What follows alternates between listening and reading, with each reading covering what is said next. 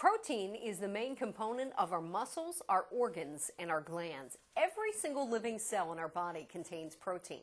But how much of it should we be eating, and what kinds of protein should we be eating?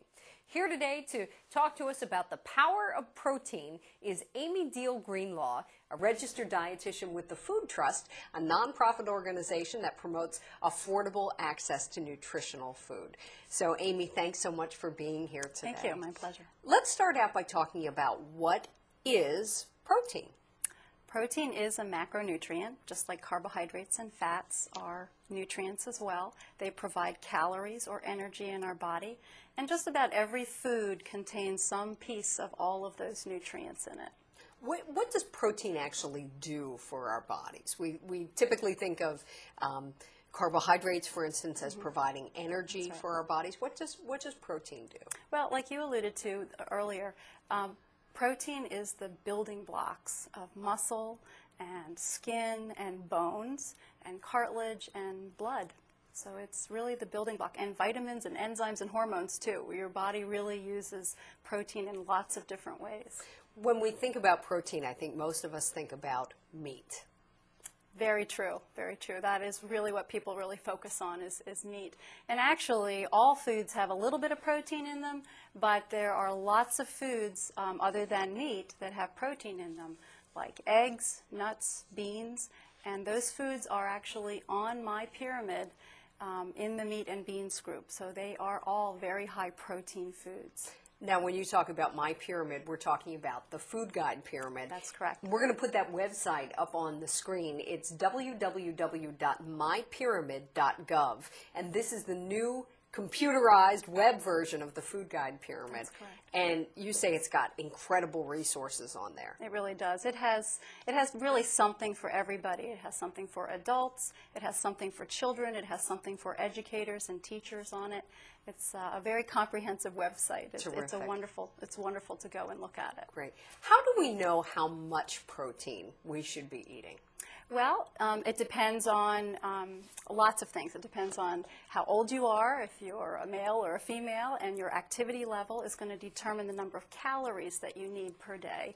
And those calories are then broken down into the number of servings or ounces of things that you might need from the different food groups. And in fact, My Pyramid allows you to figure out exactly how many servings you would need from the entire My Pyramid food groups. So you can go on there and it'll actually customize it Absolutely. for you. It will absolutely customize it for you.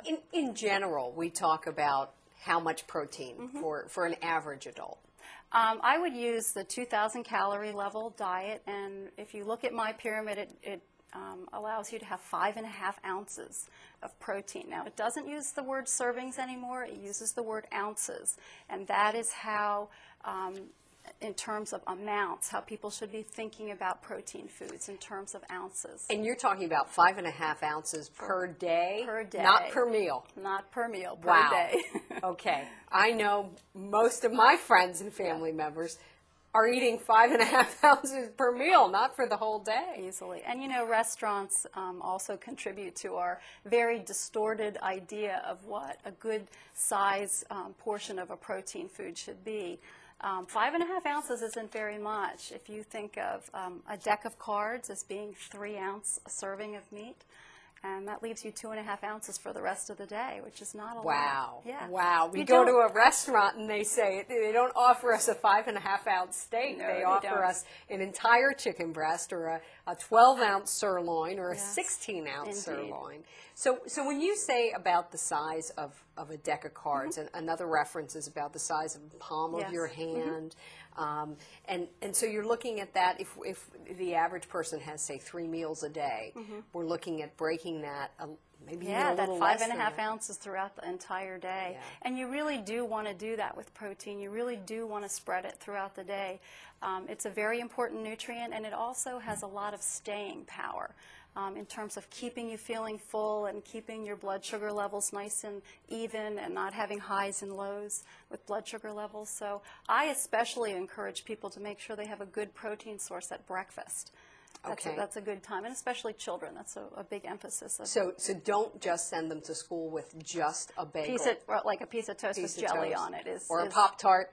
Or a Pop-Tart. That's really primarily a carbohydrate food. Right. Again, we didn't talk about the milk group, but the milk group does have lots of protein in it. It's also a good protein source of food. So combining milk or having yogurt or a piece of cheese at that meal is a good way to have some protein in that meal and keep your blood sugar levels nice and constant throughout that whole morning. Eggs, also Sure. one egg qualifies as a 1 ounce serving. Equivalent. That is correct. One of the sources of protein that's so nutritionally dense and that people don't think about a lot is beans. Yes. And in fact, the new My Pyramid actually has named the meat group the meat and beans group for that very reason. Beans is a really, really wonderful source of good protein, and it is a particular food that they want nutritionists to emphasize because it is such a nutrition-packed food. It's got protein and fiber and B vitamins and low in fat. It's low in fat. And when we're talking about beans, we're not talking about green beans or yellow wax beans. We're talking about kidney beans, black beans, lentils, things like that. Exactly. Yeah. Yes. One of the dangers, I think, with protein is that so much of the protein that we eat is meat, and that comes with a lot of fat. Indeed. And the message really is, if you're going to eat meat, to really eat lean meats. Ground meat should be 90% ground meat. And chicken without the skin, and really looking to minimize those animal fats as much as possible. Can you give us an example in an average day what an adequate amount of protein might be throughout our day, starting with breakfast? Well, if we started with the 5.5 ounces, using that 2,000 calorie diet as our kind of standard base diet, we would say 5.5 ounces spread out throughout the day. You might have 1 egg, which would be 1 ounce equivalent, or you might have a tablespoon of peanut butter at breakfast. I always encourage, the nut butters are great at breakfast time. Again, those would be 1 ounce equivalents. If you had a sandwich at lunchtime that had 2 ounces of meat on it, or if you had another nut butter, if you had a peanut butter sandwich at lunch, at 2 tablespoons, and then 3 ounces at dinner. Great. And then 3 ounces of dinner would be Amy, thanks so much for talking to us about the power of protein. And for more information, we want to encourage everybody to visit our website, www.pottstownfoundation.org. Protein is the main component of our muscles, our organs, and our glands. Every single living cell in our body contains protein, but most Americans actually eat too much of it. And if we're getting a lot of protein from meat, we're often eating a lot of fat along with it. Remember, a standard serving of meat is about the size of the palm of your hand.